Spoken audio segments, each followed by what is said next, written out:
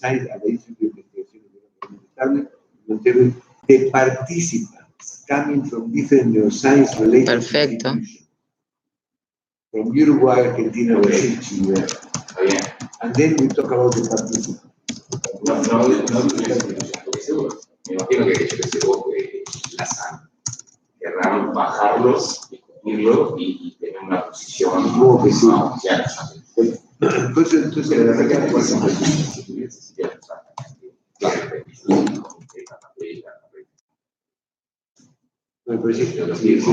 digo, yo entonces cambié eso de esos años.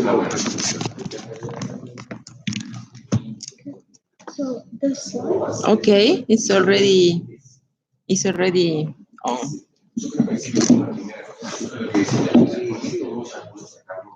Okay. So how do I get the this on there? It's not connected.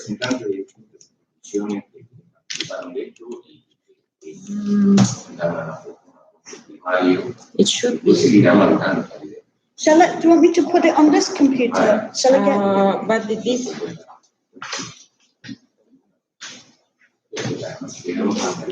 Let me check. Maybe we have to share function F8 to share the screen.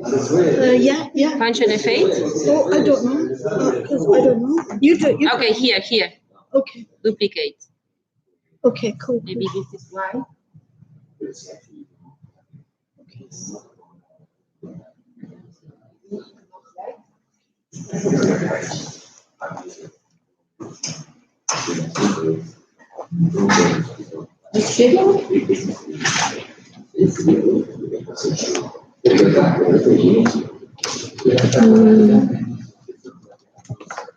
Otherwise, if you want, I can put it on that one. Does it?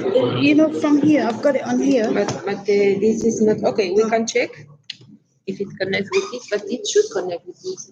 No. This is a. Oh, sorry. Okay. Sorry, it's in the light. Now it's being.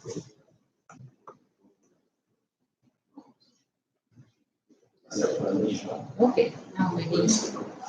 I'm sorry, I didn't realize it was on. And then the students, I want the students to have this because it is relevant to the first talk tomorrow. Okay. So can it be emailed to them if I do it in PDF? Yes. If I give it to you. But you can also upload to the folder. You can email to the students. You can email to the same Okay. that we have been Already. Okay. All right. I'll do also that. you I'll can send it. upload it to the folder. Okay. All right. Because I was going to. Okay, no, working. It was just.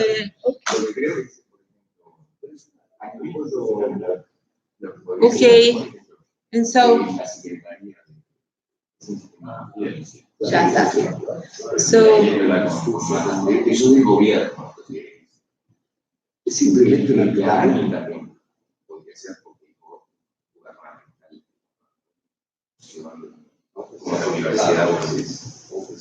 Well, last but not least,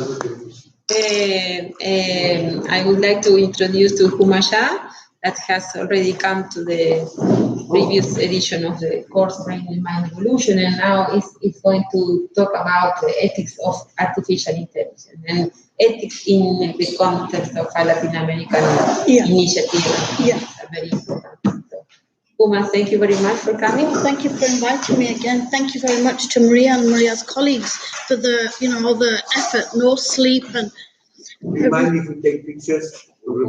You know what? You can have the slides. We you can have the slides. Good morning.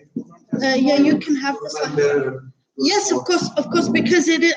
I want to show why it's relevant, why we need you in ethics of AI. So a quick about me, because obviously you're all very senior and very genius compared to me. So this is just quick. All good libraries will have my book.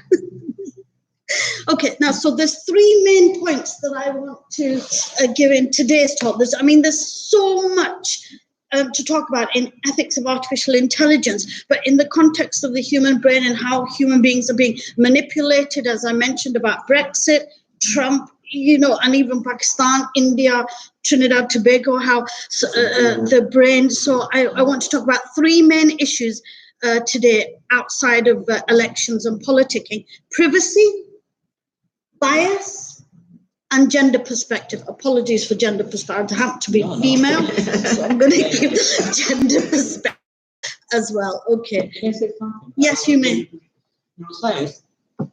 Do you mind if I give my talk first and then you can give me questions? Do you mind? Because No, I understand what you want to say. Sorry. Because I'm not a neuroscientist. I have to tell you that. I'm not. So I'm giving you my perspective on the problems in artificial intelligence. Yep. These are three of the issues, and then we can discuss. Is that okay? It's just so my flow isn't. Okay, so with respect to privacy,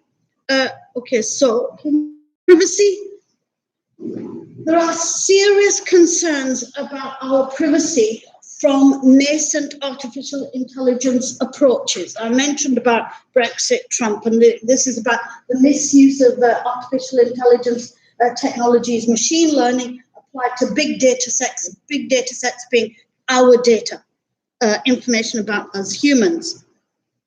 So Microsoft CEO, he said that tech companies need to defend privacy as a human right because our rights are being violated. So if privacy is a fundamental right, that means it's essential to our autonomy. You know, we are not robots. We're supposed to have some free will. You know, also privacy is important to protect human dignity. It's also the basis for all the other rights that humans have been granted, like employment rights, equal rights, blah, blah, blah. So privacy is fundamental to all the rights that humans have. Now, we are sharing a hell of a lot of information about ourselves. So, for example, for me to walk from the Vivaldi Hotel to a cafe, and I want to walk, I have to give Google Map my location. So I have to give some information to get some information back. But I'm willingly sharing my location, yes? So that's where it's willing, I'm willingly sharing. So this is a very important book that I would suggest you get. So it's Data for the People, How to Make Our Post-Privacy Economy Work for Us. I'm going to give the slides to Maria, so you're very welcome to have these slides afterwards. So, Weigand is saying, so he was a physicist, machine learning data algorithms expert, worked for Amazon on a lot of Amazon's technologies and tools and functions. So he said, every day, more than 1 billion people, we're creating and we are sharing data online. Some of this data, for example, my location when I walk from the hotel to wherever, I'm sharing willingly. So this is all about the convenience. If I want to find a location of a cafe, I want to go, I don't know. So for convenience, I will give my current location if I want to go somewhere. Okay, so it's about convenience. So as opposed to convenience, we are being tricked into sharing data. Now, I'll give you an example. So before I came, I needed to buy a new laptop bag, and the previous one I had from the same company, Lippo. So before I came, I went online and I wanted to buy the Lippo. I did buy it, but I'll explain. So I went online to the webpage of Lippo luggage.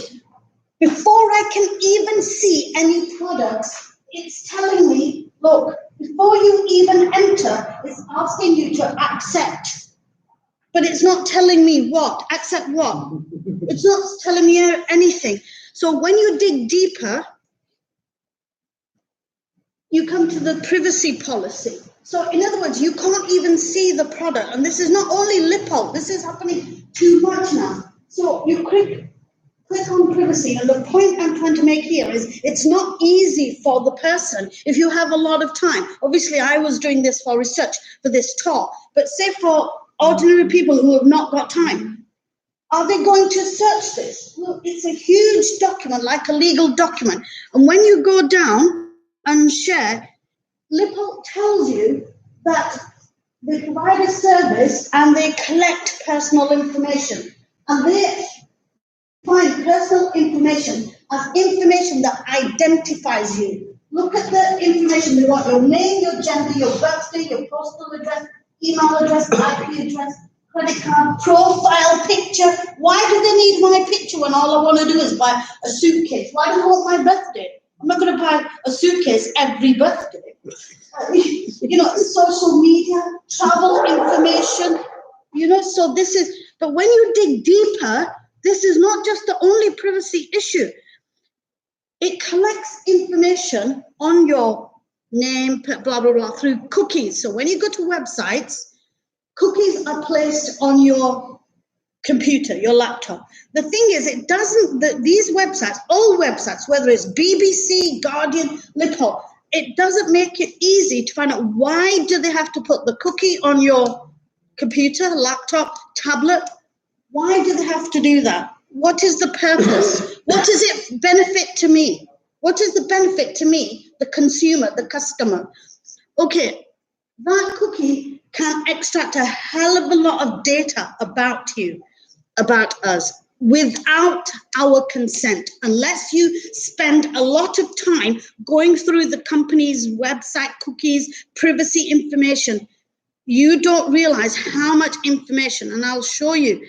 Also, they target you. Now, when I went even further into Lippo, they give your information to third parties. So without your knowing, they are selling your information to affiliates for the purpose described in the privacy policy. So you have to go back to the privacy policy to check to third parties so that the third parties can send you marketing communication. This is just one company, or this is just one, but it's the same whether you go on BBC. And to also third parties, all I want to do is buy a bloody suitcase. But it's true, all I want to look it's third parties, tweets, Comcast, similar pro. I don't want any promo. All I want to do was buy a suitcase. In the end, I didn't buy it online. I bought it from the airport. So I'm not having this. I'm not giving consent. So that's not just the only, I'm just giving you an example. This is rampant online. This is rampant. And people don't realize that they are, without actually reading the information, because it's like a legal document, you have to spend a lot of time reading about it. Who has got that time? Unless we're researchers. Who's got that time? So people unknowingly, without consent, being given like proper, straight away on Lippo website, it should say we're collecting your information and we will share it with third parties. They should be transparent, but because there's no transparency, we are unwittingly, without our consent, giving a hell of a lot of data about us. And this is not just on websites, and this is why I don't use Uber and all this. On the smartphone, when you have an app on your smartphone, you probably don't realize those smartphone apps have hidden trackers. So I'm just going to give you an example of one.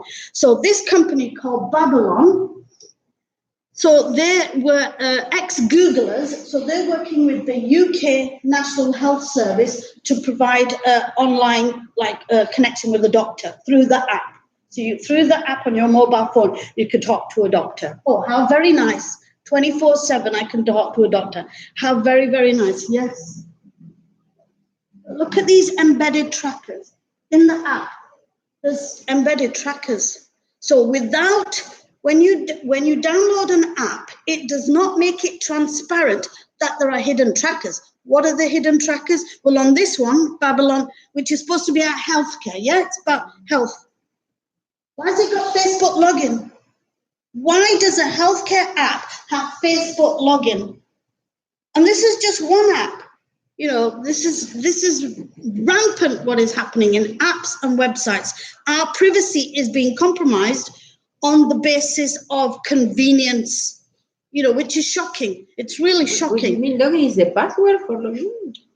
Well, what's happening is if you go to any website now, you can log in, say shopping. So if you go to shopping like Morrison's or Tesco's or whatever, you can log in through Facebook. Never do that, because then you're giving Facebook all the information about when you shop online, what you buy.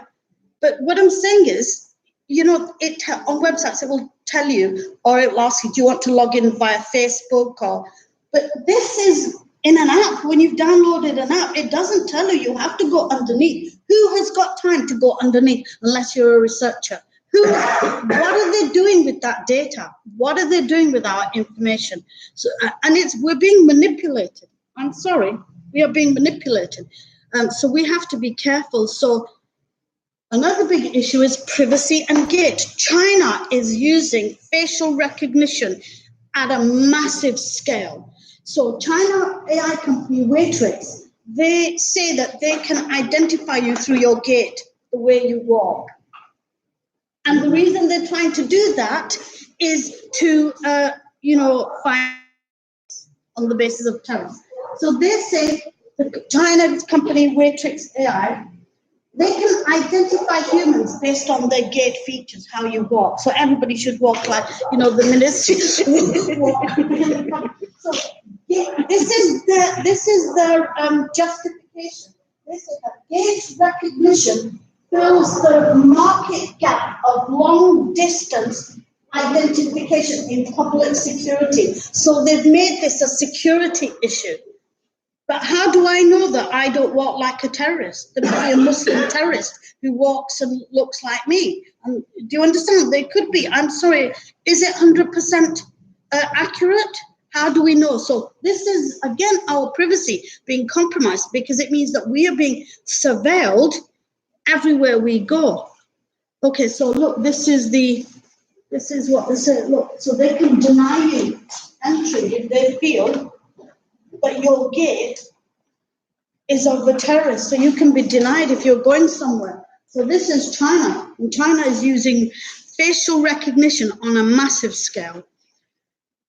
In the UK, around King's Cross, and King's Cross is a very busy station, as you know, where trains go to Paris and Brussels, King's Cross, St. Pancras. There's live facial recognition going on. Why?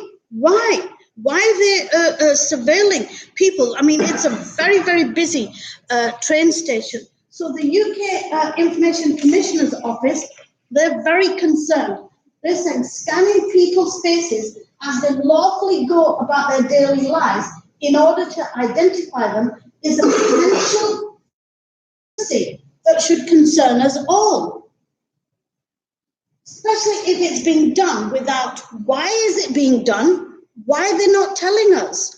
This is, I'm sure it's in other countries as well, not just UK and China, but this kind of surveillance is being happening, is like rampant. So deeply, the UK Information Commissioner's Office saying she's deeply concerned about the growing use of facial recognition technology in public places used by law enforcement, so the police and private sector.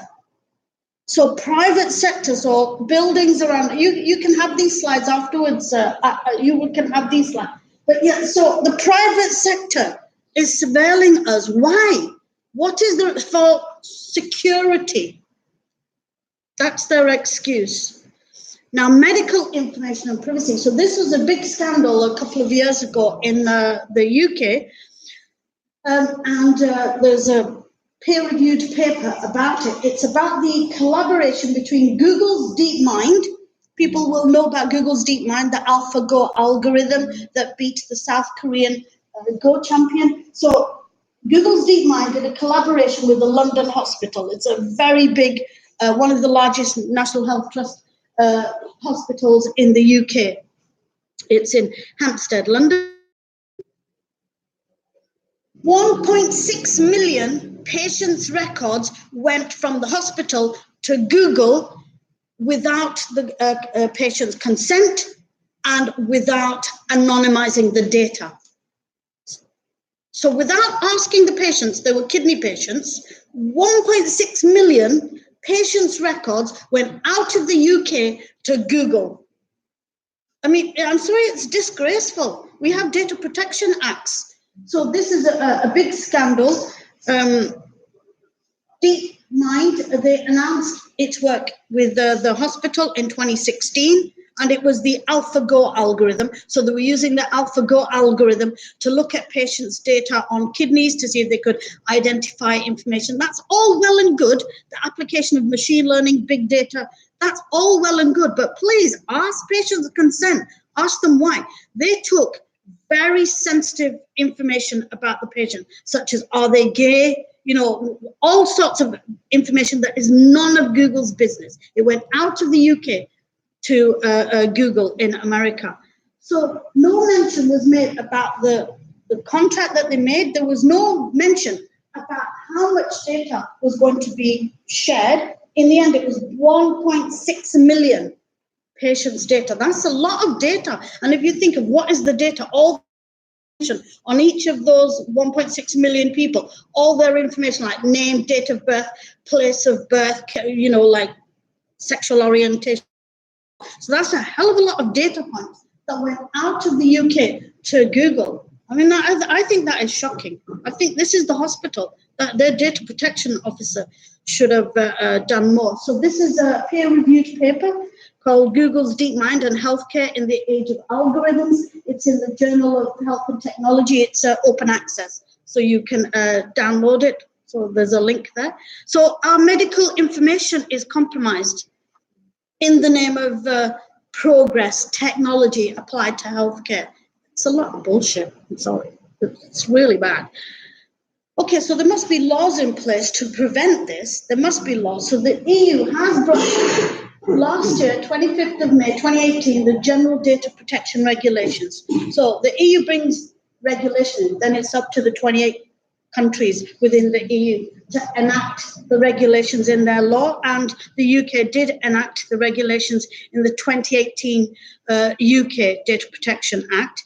So the purpose of the EU being very strong on trustworthy artificial intelligence is because nascent artificial intelligence has a lot of privacy issues. Lots of privacy issues have emerged from early artificial intelligence programs. And so the EU wants stronger rules to protect us. But we need to be educated, informed. The daily public need to be informed how to protect their data and to do a proper balance on privacy versus convenience. So it's more businesses and people better aware on protecting their data. So in the UK, we know about Brexit and Trump. So in the UK, they are having a look at the way machine learning algorithms have been applied to election campaigns. And what she's found, Elizabeth Denham, who is the UK Information Commissioner, she's found there was a disturbing disregard for voters' personal privacy. And the thing is, the UK is about to have an election. It hasn't been announced yet, but it's believed to be in October, so that Boris Johnson, the new Prime Minister, will get a full mandate. And already they're starting with those targeted ads on Facebook, like they did in Trump 2016 in the referendum in the UK. They're already starting again with the kind of adverts. So last year, also about privacy, Facebook were fined 500,000, £500,000 in relation to passing 87 million users' records to Cambridge Analytica.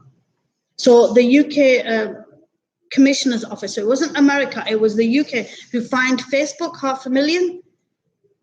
In addition, in July, again, the UK Commissioner's Office, they announced an intent to fine British Airways because British Airways, they were hacked and people's records from their online website was compromised.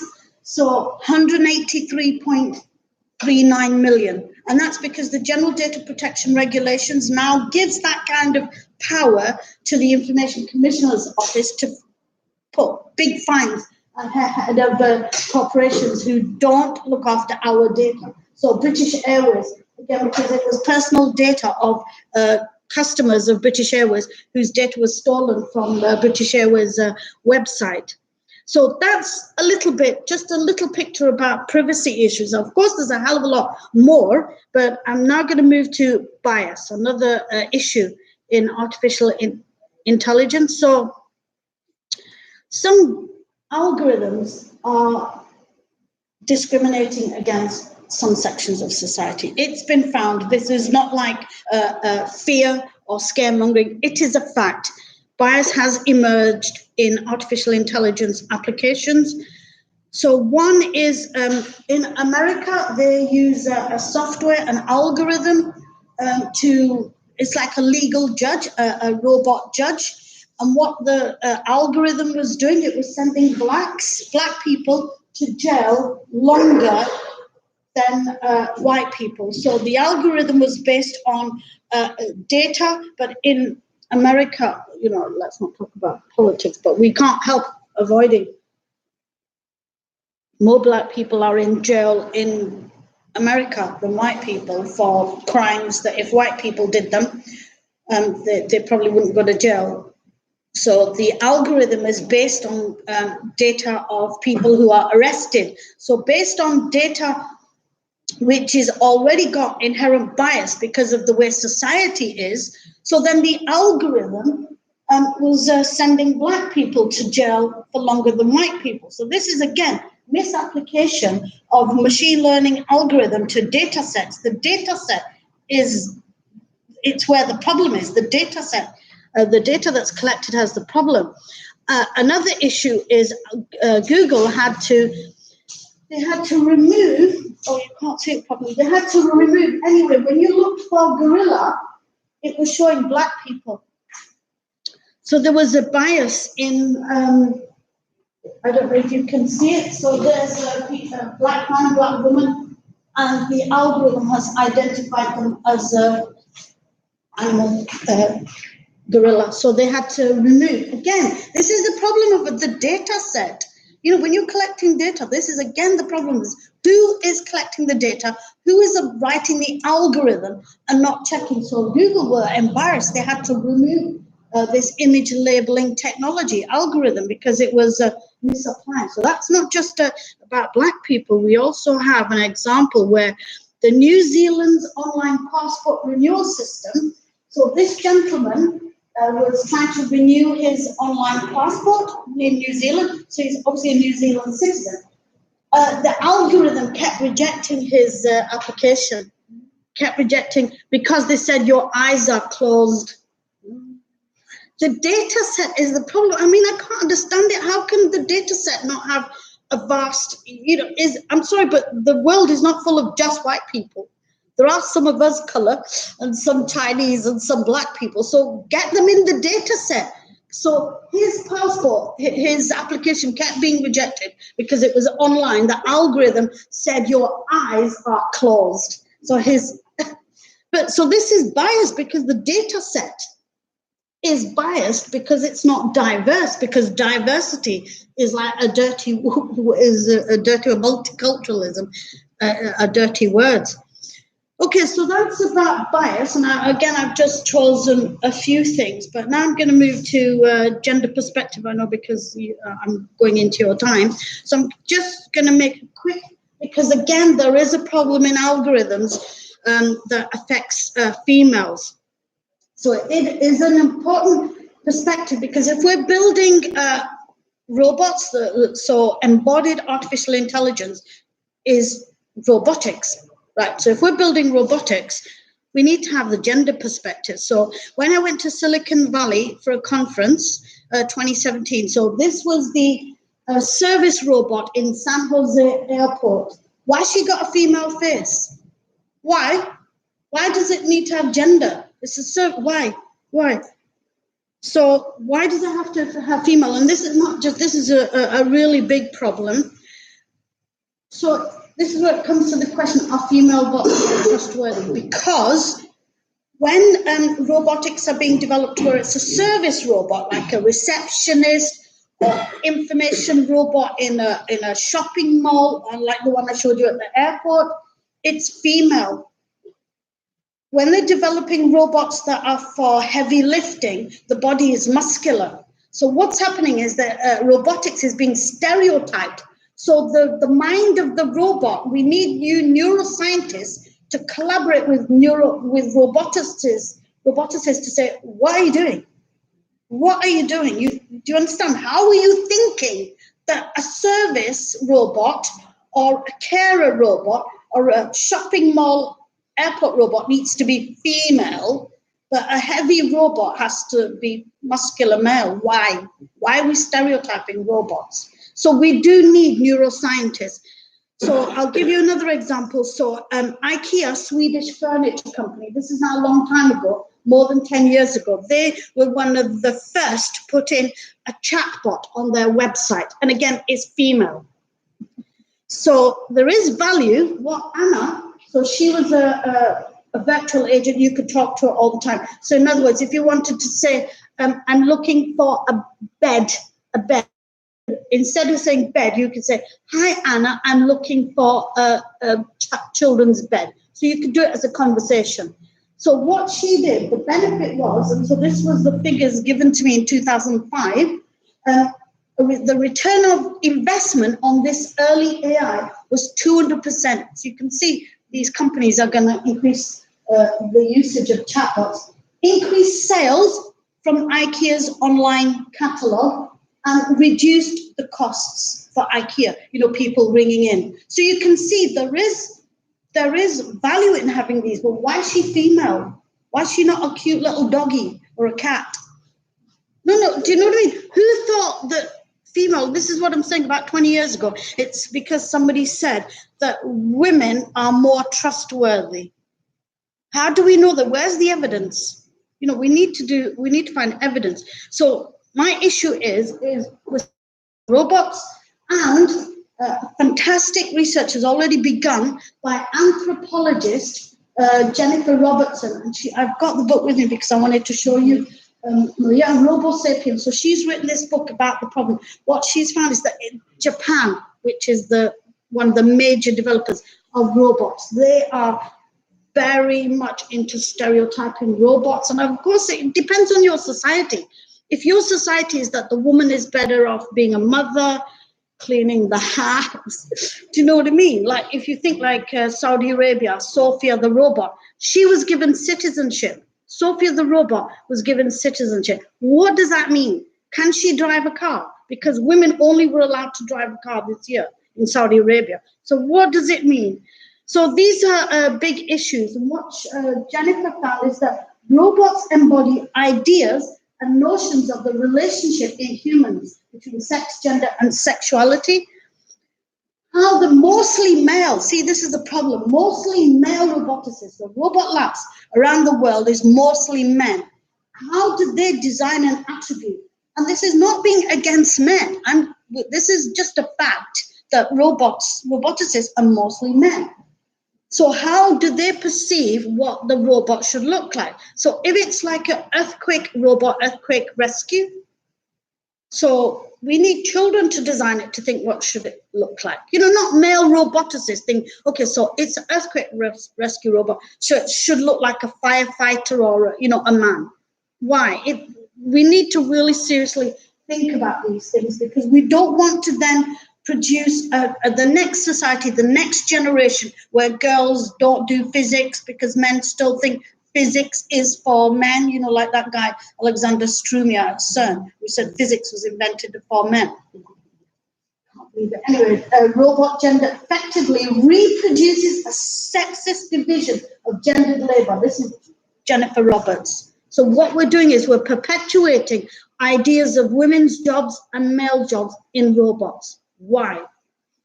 So the majority of robots, especially service robots, are gendered. So we really need neuroscientists. So we have got a diversity problem in AI. Bill Gates in 2016, he said it was a sea of dudes.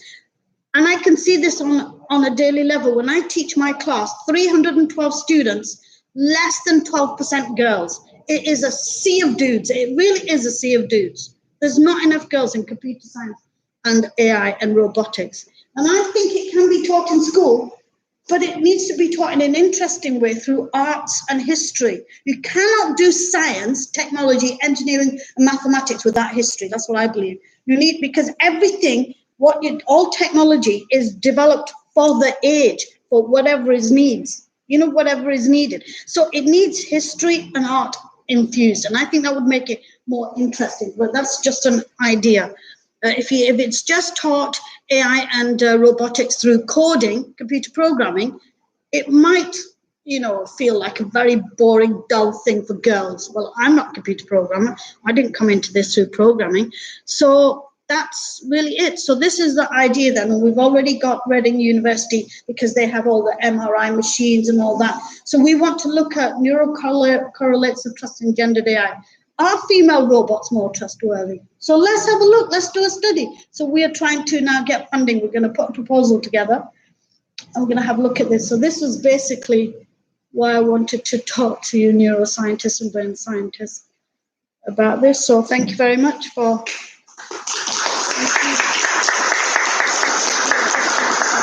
Thank you so much.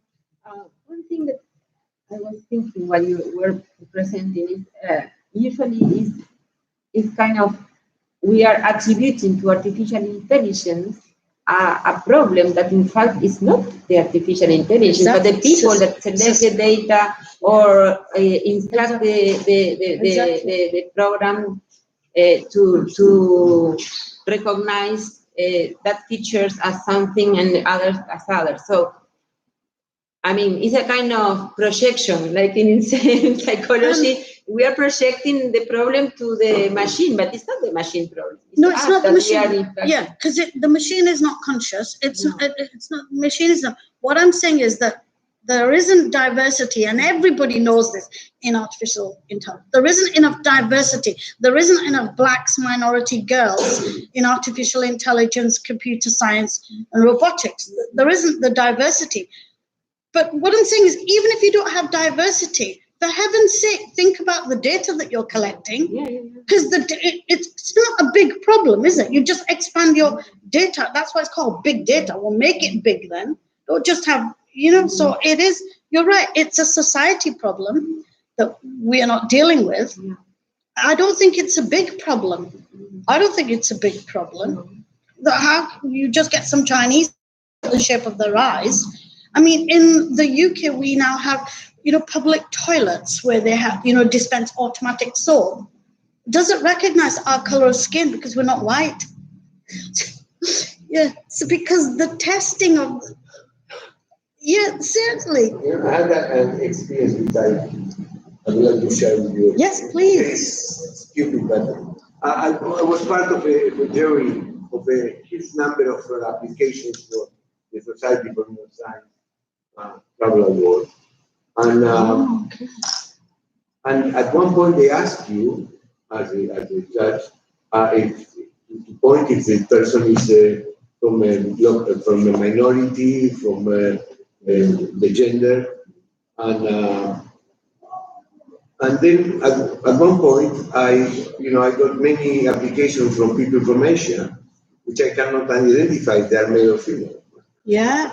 And they also asked me, and so I don't know how to answer that. So there's a sort of contradiction there that you want to have privacy on one side, but then you have to apply policies which that you need that information.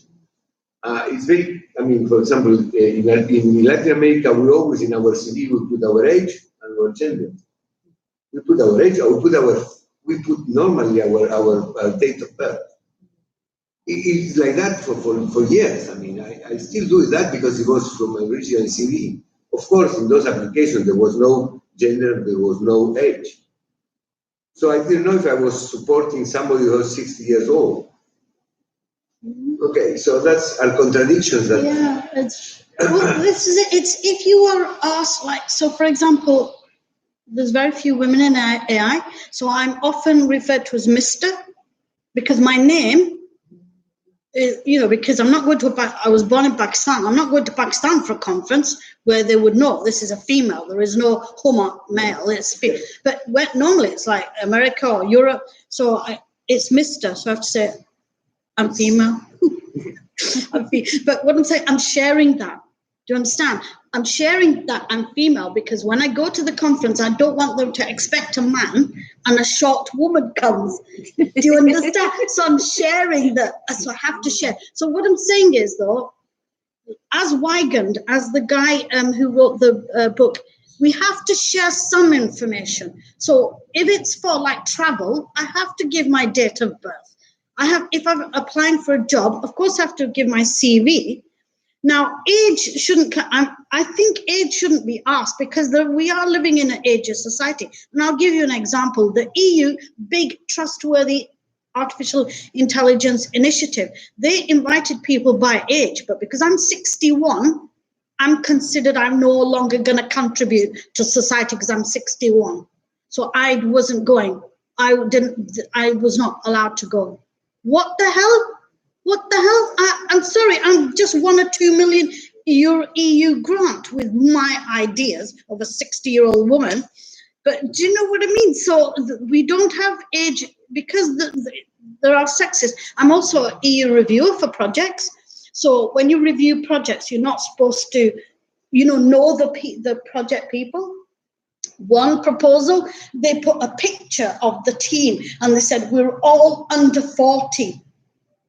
Why do I care? I want to know if the proposal, we have, the criteria to assess the quality of the proposal. We don't care whether the age is under 40, but they put a picture and underneath they put all aged under 40.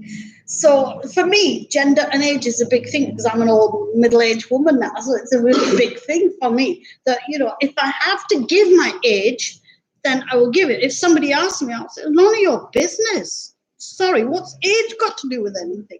So it is all about, let me just find that guy's book. It is about, we should be told why they need our age. So we should be told why they need our birthday. We should be told why they need our IP address. Do you understand? If it's for a purpose and I consent like this, the medical information, they were not asked. They were not given any chance to release their information about their sexual orientation. Why should Google need to know the sexual orientation of this 1.6 million? Because it was about kidney, the collaboration was about kidney disease. Do you understand? Why should, let me just find that book again. I really strongly recommend, yeah, I think it was really early. Yeah, that one. I would really strongly recommend because it's a balancing act. But the thing is, we are researchers. We've got time to check information, but on a daily basis. So this is why we've just won a £2 million grant, EU grant, because through citizen science, we're going to make people aware about the hidden trackers. We're being tracked by default. Not by consent, we're being tracked by default. So we've just won 11 partner consortium, Coventry University is leading it, on tracking by default. We're going to look at GDPR compliance, the EU's General Data Protection Regulation compliance, because we need to let more people know, because if you read his book, you'll understand why it's really important, because his father, Andreas Weigen's father, in the old Germany, Berlin, his father was taken by the police. There was, misunderstanding about who he was. So identity confusion. He was put in jail. Nobody knew why, whatever reason. So this is the problem. This is the worst case scenario where lack of privacy can take you, where you can be imprisoned on mistaken identity. Yeah, sure. Super interesting. And there are so many different aspects of this work. And I don't know if it's a question, but it's, you are asking, you're trying to receive the help, let's say, from science, to understand if female robots are more trustworthy, something like that. Well, my hypothesis is that they're not. They're not. But my question is, maybe the approach, for sure you already thought about it, should be the opposite. Yes, exactly. Because if science shows you that this is the case, how will you use this information? I don't think science will show it. So the question, whatever example you can, and because everybody agrees here that artificial intelligence reflects the society where this country from is strong, and there are economical interests. So So my point is there any action in trying to, because Google can do it for economical reason, other website can do it because they don't know how to do it or they don't care. But what is there any action aiming at developing artificial intelligence to influence society or the opposite way? Yeah, well, Cambridge Analytica, it's happening, isn't it? Persuadables, it's happening. So in elections, so it's happening to persuade us in the opposite okay, way. in the bad way, let's say. Yeah. No? So it should be done in the good way. That means it's already there are positive applications. actions. There are already applications. I have one example. For face recognition, you can classify patients in different genetics pathology, conditions, more than pathology. What, from face recognition? Give me an example of what ontology you can recognize from face. It's already published from Oxford. But what ontology? What? Heart, cancer? Which? No, sorry, it's genetics condition, not a genetic condition. Down syndrome, but other. Yeah, but you don't need facial recognition you can just look at somebody's face for Down syndrome. You don't need facial recognition. It's something else. It's identifying who you are, your name, your age. Facial recognition is different from looking at somebody's face and saying they've got Down syndrome. Sorry. They're using just a few landmarks, and they can classify the genetic problem. So yeah, I'm talking about a different thing about privacy using facial recognition to identify you, who you are, your name, where you live. So I'm talking about the privacy issues. And to predict if you are going your to behavior. Be a criminal or not. To predict your behavior. Yes. So the thing is, artificial intelligence can be used for good because look, early artificial intelligence, Alan Turing, code breaker, used mathematics, code breaking, in the Second World War. And the whole idea was to make intelligent machinery to help us, So in a good way, we need more good applications. What's happening is it's going towards artificial intelligence now is seen as a marketing term. It's been a field of study since 1954, but it's seen as a marketing term. It's being hyped. It's being misrepresented. For example, facial recognition can recognize your genetic. I'm sorry, that's hype. It's hype. It's marketing. It's not true. So I will look at the paper that you're talking about. But what I'm saying is artificial intelligence, and this is why my talk tomorrow and Tuesday, because the I in artificial intelligence is intelligence. What is intelligence? Are we talking about a child, a chimpanzee, an adult? So the I in artificial intelligence is intelligence. What is I? There is no agreement on I. This is my talk tomorrow, Fundamental Artificial Intelligence. I'm going to show you the whole views from Galton, Francis, the cousin of Darwin, who said intelligence is inherited. So like an educated man will have an educated son. So we are still going through that society. I mean, I'm from Pakistan. I was born in Pakistan. Come on, the culture there, women is good to. I'll give you an example. I haven't been to Pakistan for a long time, but 1 year Pakistan, I was on a balcony, my sister's balcony. At that time, she had an apartment there. And in Pakistan, like here, you have cafe everywhere. In Pakistan, you have mosque everywhere, and they have the best bloody hi-fi systems in the world. So you can hear, what they say. So we could hear one had very powerful sound system, the mosque, and we could hear what the man, the priest was saying. And he was saying all the problems in the world, all the problems like children taking drugs, you name the problem, all the problems was because the woman left the kitchen. That's it's perfect. No, but we were thinking, say this priest, he's saying this, all the problem because the woman left the kitchen, yeah? If his wife has a baby, does he want the man doctor to treat or woman doctor. If he wants a woman doctor to touch his wife, then she has to leave the kitchen to become a doctor. Yeah, there is a contradiction, of course. I would like to give us more details about how relevant is to work on the structure of the databases, because we are trying to arise this lab brain initiative. To be quite, I'm nothing to do with the lab brain. I'm just here to talk about ethics of AI. No, but it's in the framework of the meeting of the It's- lab right. brain. Can you listen my question? Because I haven't. So we will be working in different laboratories and taking results.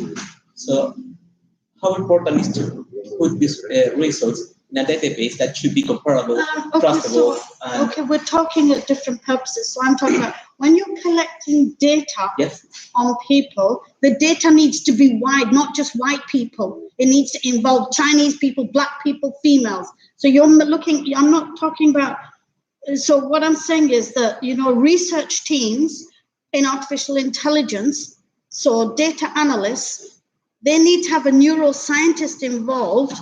If there was a neuroscientist, a brain scientist in the team, so the team needs to be diverse. So do you understand? When you have a team algorithm, the code breakers. Well, this is an open-minded team because Open-minded, exactly. You need yeah. open-minded. So basically, because if you have a computer programmer and the computer programmer and a data scientist, that's not a diverse team. They could be open-minded, but what I'm saying is you need a diverse team.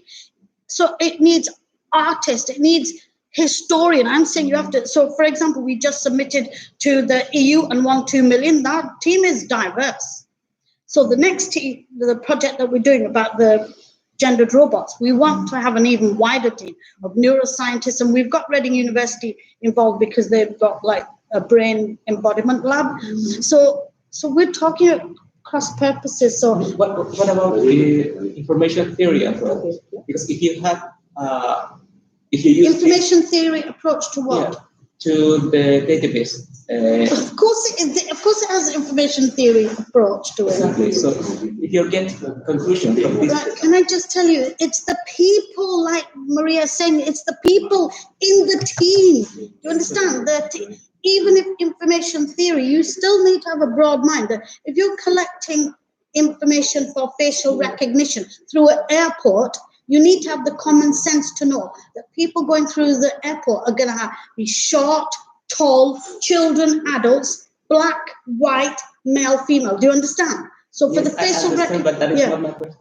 I don't know. We're at cross purposes. I don't understand your question. Well, we can continue later. Now we have to go on. Yeah, I will go. I will get a taxi. And then we are in time to. I'll be here tomorrow because my call talk is I have talk tomorrow and Tuesday. So Okay. yeah, because I think we're very different areas. I can't see where we're linking. Okay. So now we thank you very much. I'm sorry if it wasn't useful. Yeah. Yeah. I will PDF it now. Before I go, I will give it you. I will PDF it now. And we are uploading. I'll give it you now. I will Give it you upload now. all the presentation. Okay. I'll PDF it and give it to you.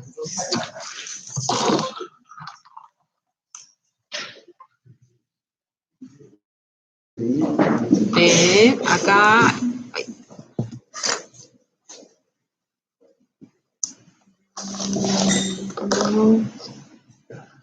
Is there Wi-Fi here so that I can send you? Yes. Otherwise I can go to... There is Wi-Fi.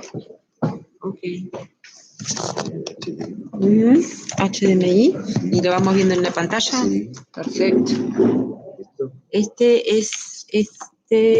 Sí, ese es, a ver. No, es.